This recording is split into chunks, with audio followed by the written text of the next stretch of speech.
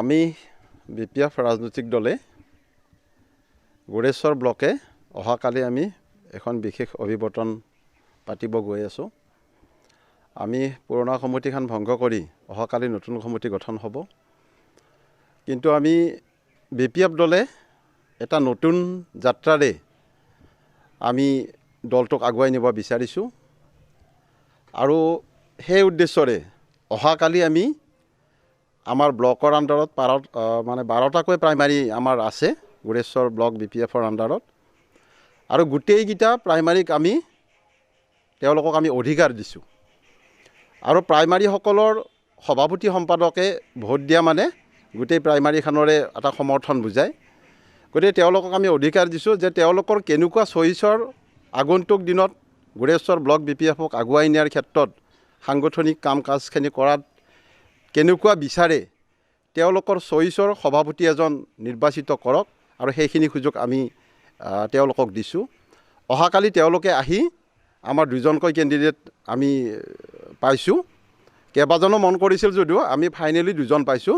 ধনঞ্জয় বসুমতাৰী, তেওঁ কেন্দ্ৰীয় বিপিএফৰ এজন সন্মানীয় সদস্য আৰু আমাৰ প্ৰাক্তন কাৰ্যকৰী সভাপতি আতৰা ৰহমান ডাঙৰীয়া আছে সভাপতিৰ দাবীদাৰত। গতিকে তেওঁলোকৰ মাজত ভোট হ'ব আৰু যাকে ভাল পায় উপযুক্ত বুলি ভাবে দুইজনো উপযুক্ত আমাৰ মনত, কিন্তু দলটোক চলাই নিয়াৰ ক্ষেত্ৰত কাক অগ্ৰাধিকাৰ দিয়ে কেনেকুৱা মানুহ বিচাৰে আমি প্ৰাইমাৰীক দায়িত্ব দিছোঁ। ব্লক সমিতিয়ে ভোটদান কৰিব। গতিকে এনেকৈ আমি অহাকালি এই অভিৱৰ্তনখন আগবঢ়াই নিব বিচাৰিছোঁ আৰু মই আশা কৰিছোঁ মই কেন্দ্ৰীয় বিপিএফৰ সাধাৰণ সম্পাদক হিচাপে মই অলপমান তদাৰক কৰিছোঁ আজি অহাকালি প্ৰগ্ৰেমটোত কেনেকুৱা কি কৰা যাব।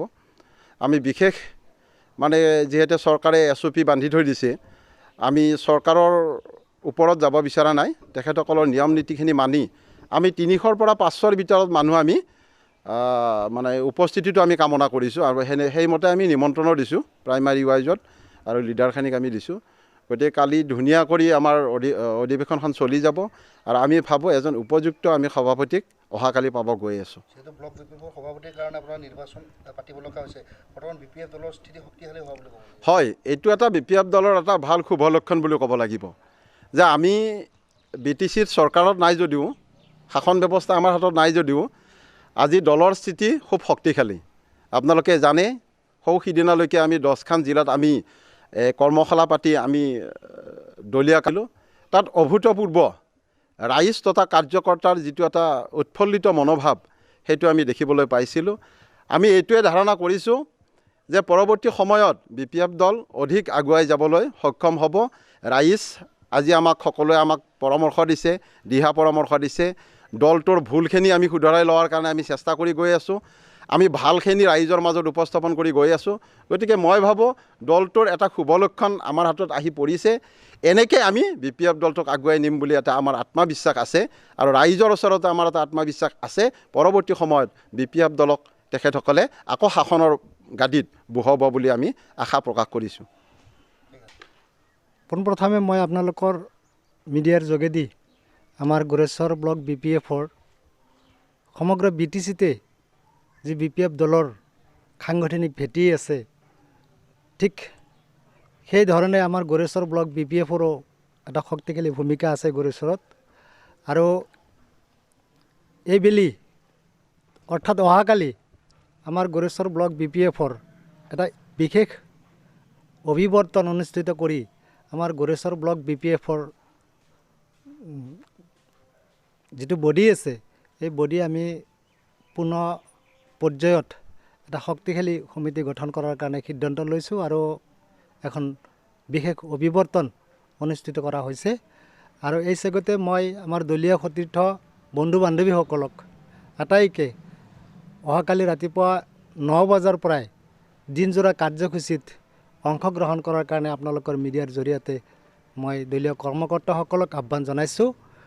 আৰু অহাকালিত আমাৰ কাৰ্যনিৰ্বাহক কেবিনেট বৈঠকত সিদ্ধান্ত হৈছে যে যিহেতুকে আমাৰ দলৰ পূৰ্বৰ সভাপতি সন্মানীয় মহেশ্বৰ বসুমতাৰীদেৱ জিলাৰ সভাপতি ইতিমধ্যে নিৰ্বাচিত হৈছে বা কাম কাজ চলাই আছে জিলাৰ, গতিকে আমাৰ ব্লক পৰ্যায়ত সভাপতিৰ প্ৰয়োজন হোৱাত আমাৰ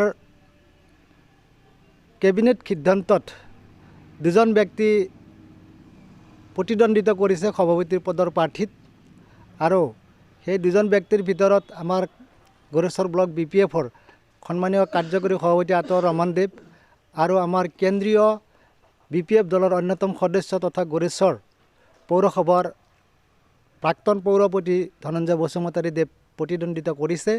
গতিকে আমাৰ ব্লক কমিটিৰ যিসকল বিষয়ববীয়া সদস্যা আৰু প্ৰাইমাৰী সমূহৰ যিবিলাক সভাপতি সম্পাদক আছে তেখেতসকলৰ গণতান্ত্ৰিক পদ্ধতিত ভোটদান কৰি তেখেতসকলে আমাৰ সভাপতি নিৰ্বাচিত কৰিব আৰু প্ৰত্যেককে এই ভোটদান কাৰ্যসূচীত আৰু মুকলি অধিৱেশনৰ গোটেইখিনি কাৰ্যসূচীত অংশগ্ৰহণ কৰাৰ কাৰণে মই আহ্বান জনাইছোঁ।